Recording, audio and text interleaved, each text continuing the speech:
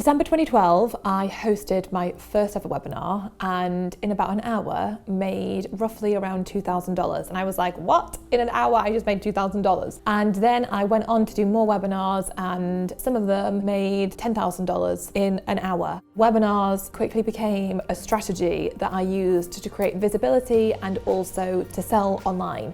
It is such an effective and powerful strategy. In this episode, I really want to dive into this and share behind the scenes of how I've used webinars and some of my top tips and top tool recommendations for you getting started with webinars. 2012, I hosted my first webinar and I truly realised how blooming incredible it is. When you bring people together in a live capacity, even though everyone's attending virtually, the energy and the momentum, the buzz that it creates is incredible. You can really have a much bigger impact on people and build a much deeper relationship when you are showing up live and really connecting and communicating. It was actually a joint venture webinar because I was too afraid to host my own. So I ended up doing a webinar with Amy Porterfield where she was selling her FB influence program. The deal was that we were just going to split the profit 50-50. So I was basically introducing her and then she did the teaching part. And then I did more joint venture webinars the following year. Webinars has become such a big part of my strategy. I've hosted so many over the years and honestly, I want to make it simple for you because there's lots of strategies about do this and do that and you need secrets and you need this and then you've got to sell here and it's just overwhelming. I say, just scrap all that and have fun. Don't put pressure on yourself to be really good at selling or to be really good at structuring this perfect webinar. The most important thing is you show up as you, sharing what you want to share, saying what you want to say. I have always found that the most important thing is that connection with the audience and that you feel good about what you're teaching. So you don't have to feel like, oh my God, I have to be some really awkward salesy person. It's going to make me feel really uncomfortable.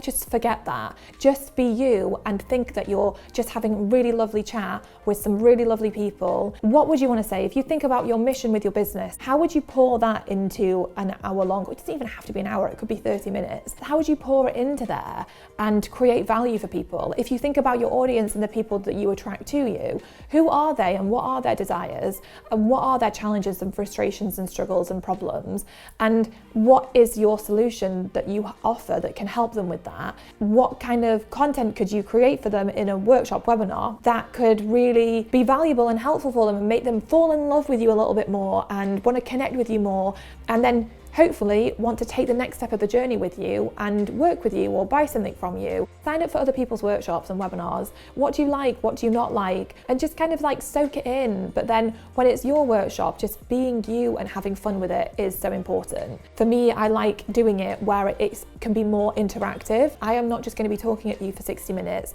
I want you to come with a pen and a notebook so that you can really do the work on this session, that you can work in it. So for my goal setting and planning workshops, essentially, I have a series of really powerful questions that I ask people and they answer them on the workshop. With a workshop, you could choose to use slides. You don't have to use slides. I've done workshops where I just show up. In fact, I've done workshops where I've literally just had a document on my computer. I've just shared my screen and we've gone through the document together. It does not need to be fancy and technical. However, Canva makes life so much easier if you do want to have slides. They have so many slide decks that you can use, templates that you can use to create beautiful slides.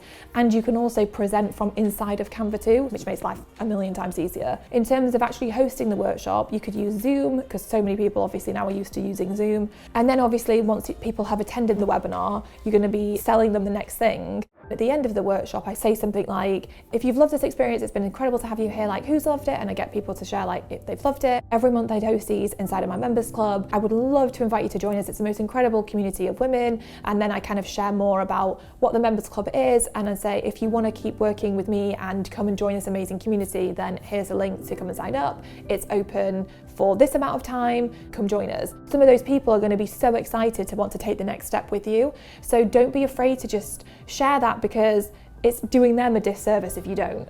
That's really how I get into the frame of mind of it, so that it makes me feel more comfortable with saying, this is how we can work more together, and I'm so excited about it. For those of you that are ready for that next step and really want to go from here to here, then come and sign up and join me. If you have something you can offer that's just for those people, it's more powerful, like an extra bonus that only those people get, or even a discount that only those people get. And also the other thing is, in the past, for example, I would close my membership down, so you could only enroll during during specific time periods. So if you do a workshop and you say, tomorrow night I'm going to be closing enrollment, so you've only got the next 24 hours to join me, it creates that level of scarcity, which I find it just forces people to make a decision, like, does this feel like a good fit or does it not? This is a process that you can just refine and refine and refine as you go along. I remember hearing a story once of somebody that decided she was going to do a workshop every single week for a year. Every week she would kind of refine it and she would get better, and she just did it even if hardly anyone showed up for it. She kept doing it, and then her business became so successful. She got to $1 million in like a year because she just refined the process. Imagine if you did commit to this idea of hosting a live workshop once a week. In 12 months time you would be a bloody genius with webinars and workshops. You'd be so good at doing them. I highly recommend really diving into it, really learning all you can on hosting webinars. If you're in our membership, go and take the webinar masterclass. It will really, really help you to break everything down. But honestly, there's so much information online, and really it's just getting started with it and learning as you go. I will leave you some links below to some of the workshops that I have hosted in the past, because sometimes I think it's just helpful dissecting what you like and don't like about other people's workshops. So have a look at those and just like get a feel for that. And then honestly, just give yourself permission to create what you want to create.